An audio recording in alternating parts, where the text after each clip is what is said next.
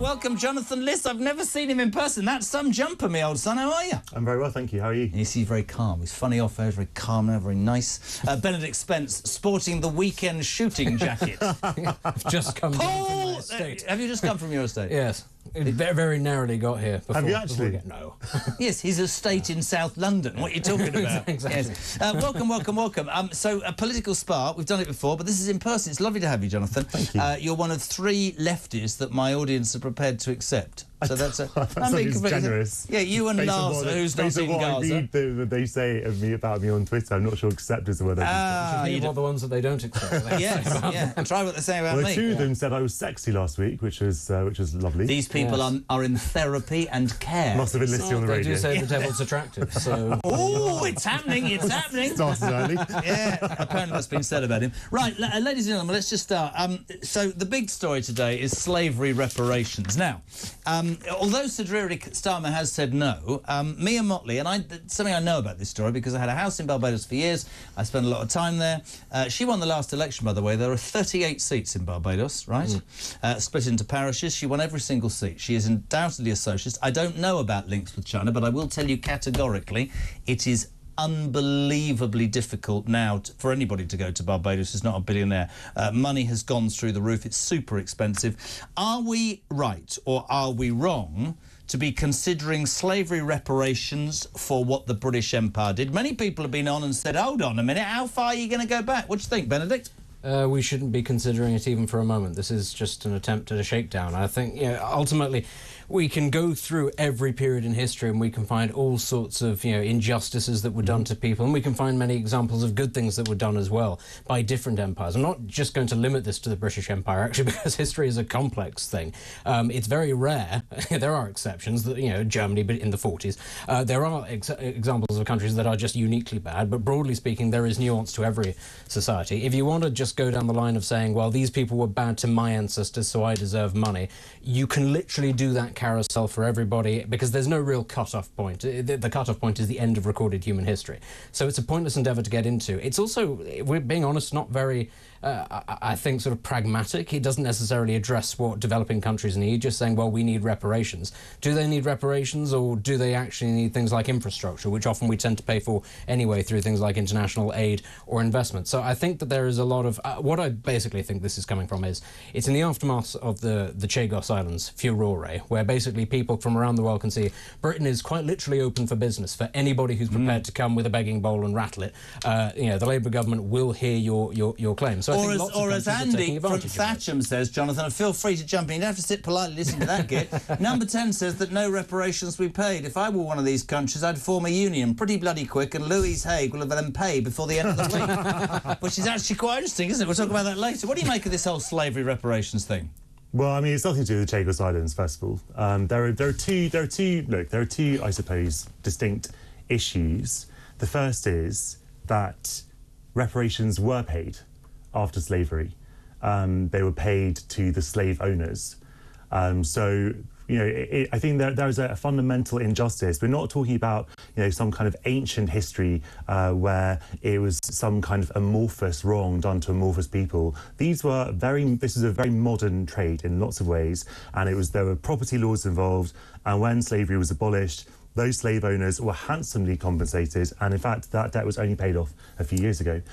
But if that hadn't been done, slavery wouldn't have been abolished. That was a necessary condition of actually abolishing slavery, was getting enough people on side by literally bribing them. It's not a very nice thing, but it was a necessary You can argue whether that's true or false, but the fact remains it's a grotesque injustice to add to an already grotesque injustice. But again, then we can go back and say, well, who was it who did the enslaving in the first place? Because it was not white people with large butterfly nets going into the bush, was it? No, it was Africans selling Africans to Europeans, willingly buying them, it must be said. But let's be very clear, why do we have the conversations about the Benin bronzes and repatriating that? Oh, that's right, because we took it, because we invaded Benin, because it refused to give up slaving, because they just made so much money off of it. So, again, it's a very broad topic. If you want to go down the route of saying who owes reparations to who, an awful lot of people will owe an awful lot of reparations to to lots That of is a people. relevant point, isn't it? The fundamental point is that Britain made a lot of money off the back of slavery. So did a lot of other countries. That's. And we're not talking about Including those countries. Benin and Nigeria. When you're talking about what those countries are, you might be talking about a very, very narrow. Let's elite cut to the chase. we're not I the guess- British Empire in anymore. those I guess cases. people in this country are beginning to feel, certainly some of the messages I've had this afternoon, are we going to become apologists forever further going onwards, the British people? Because it seems to me that we are almost everything, and I'm being completely serious, it's almost everything that's gone on is appalling that's anything to do with Great Britain, whether it's the empire, whether it's the way we've dealt. To me, I think we should be looking forward. I'm not, by the way, listen, I've spent time there and I know exactly what some people think and what other people think. But he makes a really salient point. Are the Romans going to give us reparations for what they did for the Roman Empire? What about all over the world? I think that we have to be a little bit pragmatic about this. What do you mean pragmatic? This is something that has happened in what you would call modern British history. This is not a kind of a medieval Have you been to crime. Barbados? I haven't. Right, so Barbados now, I promise you, why do you think prices have gone through the roof? I promise you on my life, and I know this for a fact, there is more Chinese money in Barbados. There is more Chinese money in Barbados than anywhere else in the Caribbean. It would seem to me slightly ironic that Mia Mottley, who hasn't jumped up and down at all for 8 years since she won her second election, right? So first election 8 years ago, second one 3 years ago, she said nothing until suddenly there's a Labour government. I mean, I take his point that saying... That's not true, by the way. Caribbean countries have been talking about reparations for many years. Not in this direct sense. Not I want trillions of pounds. What about the people who say it's ironic given their links to China? What would you say to that? Look, if you are the Prime Minister of Barbados, you are obviously going to be acting in the interests of your country, and that involves seeking investment. Does it mean that you have to agree with everything the Chinese government does? Absolutely not. Am I a spokesperson or defender of the Barbadian government? No, also no.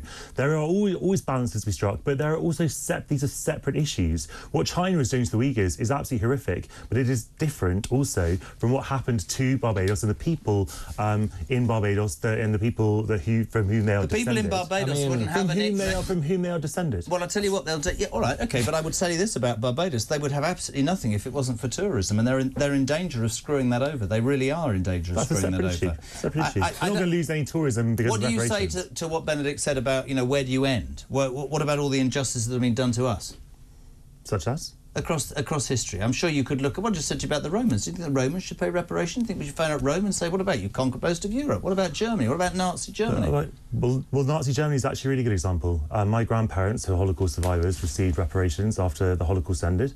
And there were all kinds of injustices in that, by the way, that didn't take place where they should have done. And actually, the German government was incredibly intransigent and still has been in many ways. It's a myth that Germany was very, very quick to acknowledge and make up for its Nazi past. Actually, if you go to Germany and you look through the museums, you'll find there was a culture of virtual silence for 25 years in many ways, and Nazis were reintegrated into society effortlessly. There was a fantastic exhibition I saw at the German History Museum a couple of years ago about Nazi artists. He kind of went from being Nazi-approved artists to German-approved artists, and no one even mentioned it for 25 years. In fact, should we be reintegrating these unapologetic Nazis? There's a fascinating example of, I forget the name of the general in question, but if you look at his military record, there's a German general who started off in the Kaiser's forces. You look at the flags on his Wikipedia entry, you've got the German Empire, then you've got the Weimar Republic, then you've got Nazi Germany, and then he ends up being the chief commander of NATO at one point, because actually, yes, lots of people in German society were just allowed to keep in their jobs because otherwise the fear was society would collapse and the Bolsheviks would take over. Right, we're going to move on. This is going to be... Stand by for a balmy. The Home Office documentation has shown us today has earmarked 500 million squid, that's £500 million, to basically manage Channel migrants coming over in small boats for a decade. What this is they're seeking commercial partners, the Home Office, to run 2 large facilities that will receive and process illegal migrants crossing the Channel from January 26 to January 34. Now, forgive me, I'm not trying to simplify it. I thought that the Labour government were going to come and sort this. This would be an admission that it's going to be another 10 years. What's happened to... quite rightly trying to crush the gangs. What's happened to their border force general being the person that's going to make this better? Because since they came in, there's more people crossing than ever, and I haven't actually seen any action. I'm not sticking up for the Tories, shambolic, but what's going on? I think numbers are down this month. No, they're not. They're higher than last year. I think Really? it depends on the metric you're using. I think the numbers from the last month are down compared to... What do you mean the metric? Is either more numbers or less numbers? It depends on where you start and end. Oh, right, OK. Either way, the numbers are far from good. No, I think we we're all looking at that. Look, if I was to defend the Labour government on this particular issue, I would say that this is not a problem that's going to be solved overnight, and there are no easy gimmick solutions. Nope. Rwanda was an extremely expensive, inhuman gimmick, basically. So that's obviously going to take a long time to clear the backlog, and there are a lot of people trying to come to Britain. No one's denying that. Now, if I were to be more pragmatic, and I dislike a lot of what the Labour government and the Labour Party in opposition was saying about this, it's an admission, and I agree with you, it's a failure of policy. Because no matter how many times you try to crush the gangs, there will always be people who are operating routes to try and bring desperate people over to Britain. Now, some of them might be economic migrants, and I have no problem with economic migration, as you know. But a lot of them will be a lot of them will be legitimate asylum seekers. And so you have to have a way to... Can I ask you why people on your side of the fence always say... I just want to ask you this, because why do you say a lot will be? A lot will not. A lot will drop their passports 12 miles out. And here's a couple of things I wanted to ask you face to face. See, if I was in a war-torn country with my wife and kids, I'd want to get the hell out and take my wife and kids with me. That's the first thing that amazes me, because mostly it's young men, right? That's the first thing. Actually, a lot of women and children who've been unaccompanied predominantly it's men. Recently. Then the next thing is, Jonathan, when I got to the first country where I hadn't got an Exocet missile aimed at my head, I'd stay there. But no, it's Britain. And before you tell me about language and all that, I just want to ask you this, because I've got the perfect deterrent. Stop making it so bleeding easy to stay here when your own people aren't getting as much. It's true. What do you mean? Sorry, what do you mean by that? Stay in France. Oh, no, I'll tell you why they don't stay in France, because they get a tent on the beach. In the United Kingdom, they are put in a hotel. That is a fact. That is not made up. Well, first of all, if France has treated them badly, that's not an advert for France, in my opinion. And second of all, if they are desperate to leave France to come to Britain, France can't force them to Why don't we make it so less attractive that they're desperate to leave Britain to go to the Isle of Wight or somewhere else? I don't think that it is. It's normally seen as a positive thing if people want to come to your country. Not when your own people are struggling. Not when your own people are struggling. It's not either or. But second of all, you dismissed it. But it's a very valid argument that we do have things that a lot of people want. First of all, the English language. Second of all, there might be all kinds of reasons why people would want to come here for family reasons. We're not that soft. Well, the big overarching thing, if we're being honest, is state services. It's benefits, it's free healthcare, it's free education. Yes. Actually, that's why. And it is also... And our own people can't get it. And it is also because the state, far more so than almost any other European country, will bend over backwards to try and get you accommodation. Whereas, as you just pointed out, most European countries just go, oh, that's sad. Well, look at Maloney. Look what they're making it harder and harder in Italy, and it's working. I'm not saying necessarily that a European system, that any of those are better than what we have. No. But what I would say is that we should be able to distinguish between people who are genuine refugees, people coming from places like Afghanistan, and that's precisely what the asylum system is. And this is the problem. And the majority of people crossing in the small boats do not come from Afghanistan. They're coming from places like Albania, which is not a war-torn country. No. They're coming from India. They're coming from Bangladesh. They're coming from Pakistan. And the funny thing is about those countries, there are quite literally hundreds of thousands, if not millions, of people in this country who came from those places who did it perfectly legally. Why are these people having to do it illegally, usually at a far greater cost than buying a ticket from those countries which have perfectly functioning airports and do run flights every day to this country?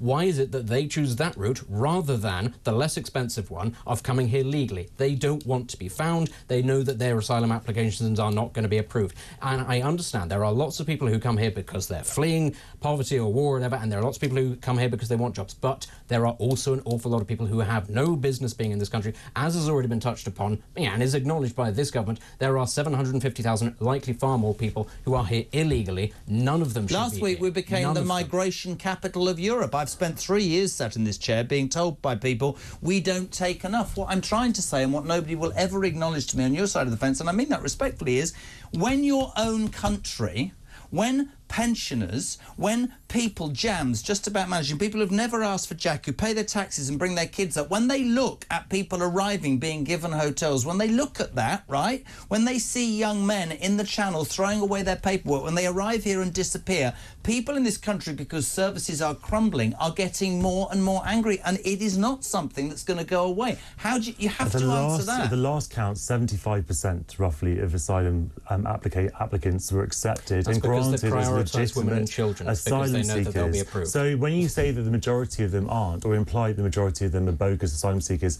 the evidence just doesn't bear that out. It's because they fast-track women and children because they know that those applications are more likely to be accepted. That's why. And there is also a duty of care to women and children, especially children who are unaccompanied. Yep. You do need to get them into care. So that's why they prioritise those. But there are massive backlogs, and most of them are young men. And they don't prioritise them because they tend to think they'll be fine, they can fend Just for before themselves. we go to a break, have they got a plan, the Labour Party? Because I don't hear one. I'm not saying the Conservatives got it right. So what's the plan? Smashing the gangs is a noble idea. It is. We're talking about the mafia. We're talking about Colombian cartels. We're talking about Kurdish gangs. We're talking about organisations that have existed for decades, are very deeply entrenched into the fabrics of all kinds of societies because they run services that may be deeply immoral, but people want. And actually, as you said, like this, there are always going to be people who will fill that criteria because it's not just human trafficking. We're talking about drugs. We're talking about guns. We're talking about all kinds of illicit stuff. So Keir Starmer saying, "I'm going to smash the gangs."